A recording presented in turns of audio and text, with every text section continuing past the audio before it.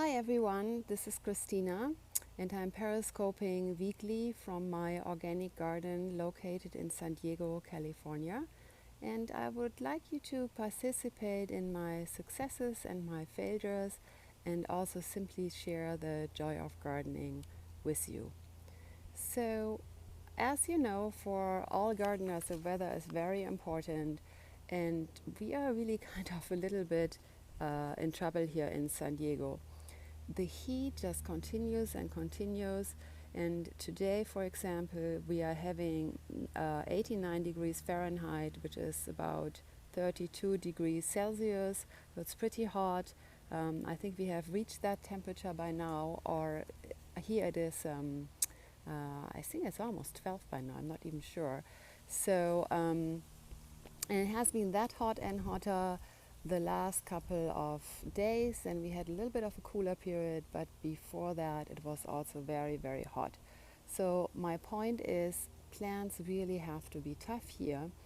And what you are seeing right now is the rose Our Lady of Guadalupe in my front yard. And I think it's pretty much amazing that this rose is able to flower that well in this heat. I will just come a little closer so that you can see the beauty of the blooms, the flower sprays. I just go a little bit backwards and go more in. Here is one shaded a little bit by palm fronds hanging over the rose, and you see how elegant, almost aristocratic this rose is. I'm sorry if I don't welcome people in particular because I hardly can see your names. My screen, the sun is shining from the back on the screen of my phone, and honestly I hardly can see anything. I'm very sorry about that. So anyway, everyone who has come in or is coming in, just by now, welcome. I'm happy that you are with me. And today I will just tour with you the front yard and a little bit of the backyard and point out plants to you that still do look good and do well despite our heat. So the rose again that you're seeing in the moment is Our Lady of Guadalupe, which again just produced another flush. Just have to go a little bit backwards and climb over a little bit of a decorative wall because I started this broadcast on the front yard of my neighbor to just have a nicer shot. So I made it safely. And now we can look at a few plants a little bit more in detail. The plant that you are seeing now is a miniature rose called Lavender Crystal. And as you can see, hopefully, as I said, I can hardly see anything because I have such a glare on the screen on my phone. It's making buds and it has produced some nice leaves. And I can already give away what I did 2 weeks ago. I was watering my roses with fish fertilizer, and that really has helped so much to have them start new buds, new flushes, and also produce plenty of leaves. So that's really something that I can recommend. I have, I think, 35 roses in the garden, so for me it's too much work to do it for all the roses, but ideally you would do it bi-weekly and feed them with fish fertilizer, and you probably would get really, really good results. But even if you only do it now and then like I do, you see you can really influence the plants positively. Let me just come close, and here you see already the lavender color of the buds. Then to the right I have another plant that is actually doing well in this continued heat. It is Dianthus Floral Lace White, if you are interested in the variety. They actually smell really like Dianthus, very nice. And what I did today before I started the broadcast, I deadheaded this plant. So right now you have beautiful white flowers, but before that there were a lot of brown spent flowers, and to be honest with you, I didn't know that you need to deadhead, or you can deadhead these small Dianthus, but I think they look so much better by now. So if we move to the right, Here is kind of a no-no plant for Southern California. This is a little bit of a tongue twister, the name of this plant. It's called Plectranthus ciliatus mona lavender. And of course I had to stumble there, so I say it again, Plectranthus ciliatus mona lavender. And it has been a super beautiful plant in the beginning. It has very nice, let me just see if I can find some leaves that are not shriveled and burned, so that you at least get a little bit of the idea how good this plant can look, the foliage of this plant. It has dark green leaves. Maybe here I find a few that look a little bit better. They're kind of fuzzy, and the label said that they have medium water needs and that you can plant them in 4 to 6 hours of full sun. So I thought they were okay, but obviously they aren't.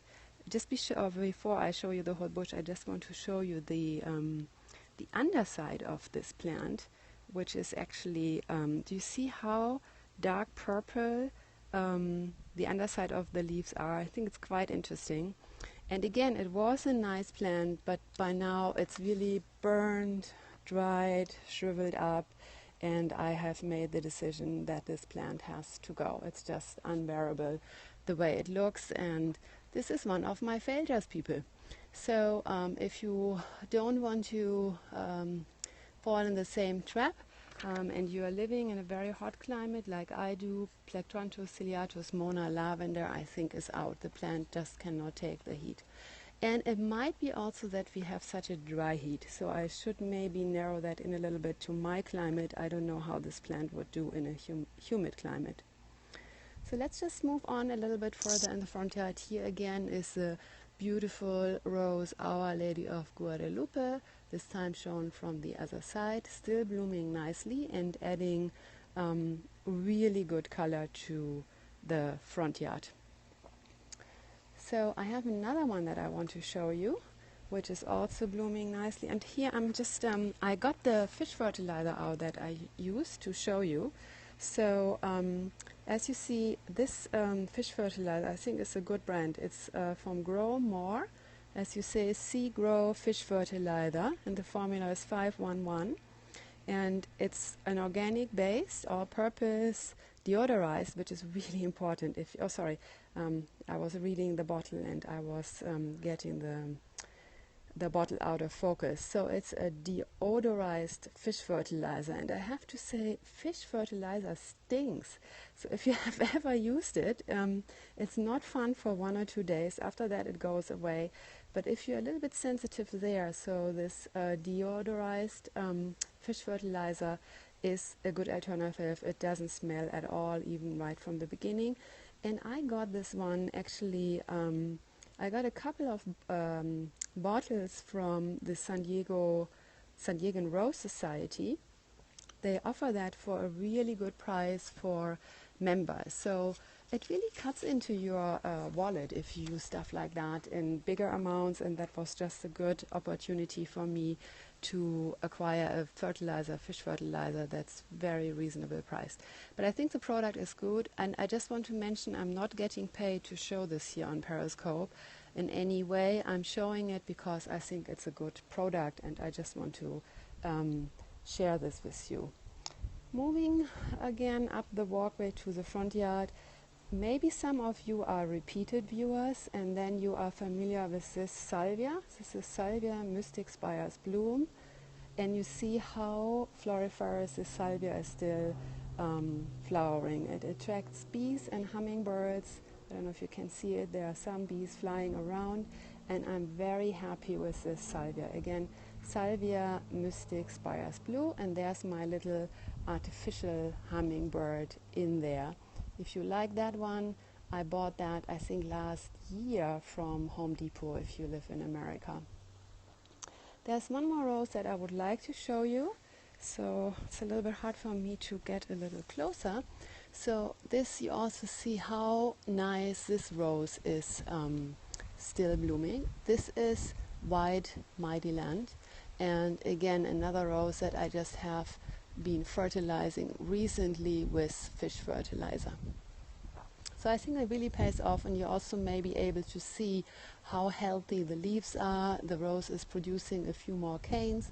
So the moment the temperatures are cooling down, I'm expecting to get really some more nice flowers from this rose. So let me just turn to the other side and show you my health strip bed.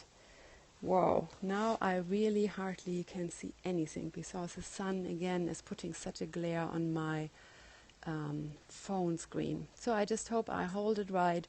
So no blooms here, another rose called Old Fashioned Girl. It's a miniature rose, but you can see this rose has also produced lots of new leaves, and there are really a couple of new buds. As I said, when the weather cools down, I think I get another nice flush from this rose, which will be the third or even the fourth flush here in Southern California for me. And again, the ones of you who have joined before, this is the Salvia Mystic Spires Blue that I cut down 2 weeks ago, and I only cut it down in the back, basically what you see here, and you see how nicely this plant has recovered, is coming back, it's already producing blooms again. And in the front I cut it back earlier so that there wasn't suddenly a hole in this bed, and that really has worked very well for me. So as you see here again, bees are at work, they just love the salvia, and I love the salvia too. So going more to the right, here is another rose which is still blooming nicely. This is Pink Pet. It's an earth kind rose, and I just love the small pom-pom-like flowers. They have such an old-fashioned charm. So I think what you see here so far is that even though roses have a reputation to be divas and to be very difficult plants, in my garden, my climate, if they are fertilized and watered a little bit, they are established, I have to say that. They do actually well, and at this time of the year they still add color to my garden, which otherwise would be pretty green or even brown. So now you have to be a little bit patient with me. I just want to take you quickly to the backyard because there are 3 things at least that I want to show you. So let me just make the way around the house. I think I have never been taking you here. I already opened the gate. So this is our area where we store things. Sorry for the horrible sound. Let me close the gate. So here are my deadheading buckets, and here is my area where I store soil, fertilizer, potting soil and mulch. So let me just open the second gate. I have to be a little bit careful because I don't know if our dog is out in the moment, and close that properly. And just by the way, what you are seeing are Cymbidium orchids here. And just moving further towards the plants that I want to show you. This one I showed you 2 weeks ago, and again this rose is still flowering. This is a David Austin rose called Heritage. Oops, it's a little windy in the backyard as usual, which is actually nice because we can see the Atlantic, but we still get a little bit of the breeze because we are living on a hill. So it's a little bit cooler here, and the weather is supposed to change in a few days. Oops, this is another beauty that I did not intend to show you today, but since I'm just passing by, this is Charles Darwin, another David Austin rose, very beautiful.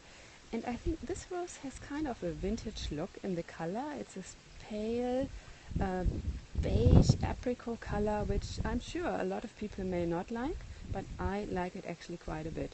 And by the way, this rose lasts well in a vase. Again, the name is Charles Darwin. Let me just take you further. I have a second one here in a container. These containers are flanking our kitchen door, and you see when the blooms are newer, it's more a yellow, almost a mustardy color. And I just like the globular shape.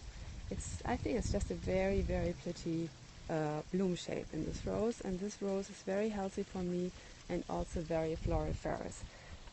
These two roses that I just showed you I also have fertilized with fish fertilizer, and they have been blooming, started to bloom again after that. Let me just get to where I want to get to. On the way, I'm just finding another rose that I think is worth pointing out to you briefly. Let me just find a nice bloom. I don't know if the iPhone transports it, but it has a very interesting color. It's almost a brownish beige color. Again, probably not everyone's cup of tea, but I really like this bloom very much, this rose. And it's also, you know, if you look around, it's also still quite floriferous. Then let me just give you a little bit a look to the white garden bed by the pool. There are just two plants that I want to show you today. I have been traveling for 10 days. I have been in Germany, and so please forgive me, the bed is not really in good shape, not weeded, but I still want to show you the plants, and also it's important to me to be real in my Periscope broadcasts about my garden. This is not a show garden for a magazine, this is a real garden that is tended to by me, and I also have to say I have a gardener coming in weekly for 2 hours in the morning. So the plant that I actually wanted to show you is this Alstroemeria.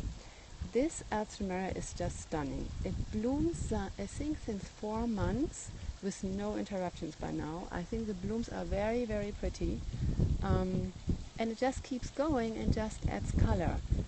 That seems to be a particular floriferous variety. The name is what is the name? I think Princess Lily's Claire. It's kind of a little bit of a weird name. It's a trademark name. Princess Lily's Claire.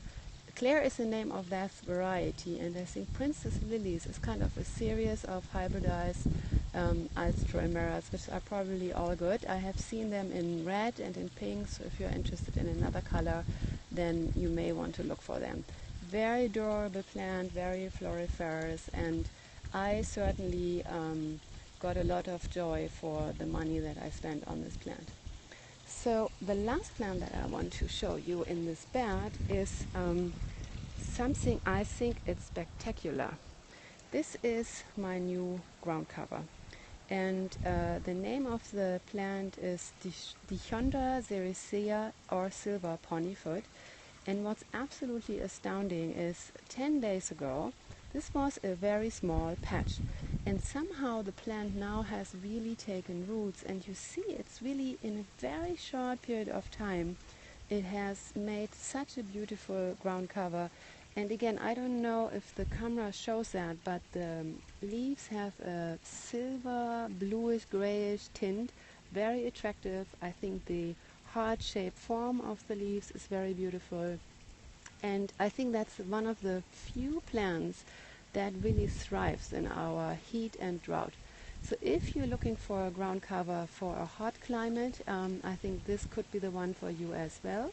Again, the name, a little bit of another tongue breaker, tongue twister, it's Dichondra sericea, or silver ponyfoot. I just love this plant, and I just wanted to share this with you. So one last plant where I also again have to move somewhere else to take you around. I hope when I walk you're not getting dizzy or nauseous, but I also don't want to walk so slowly because I just want to get where I want to show you the last plant.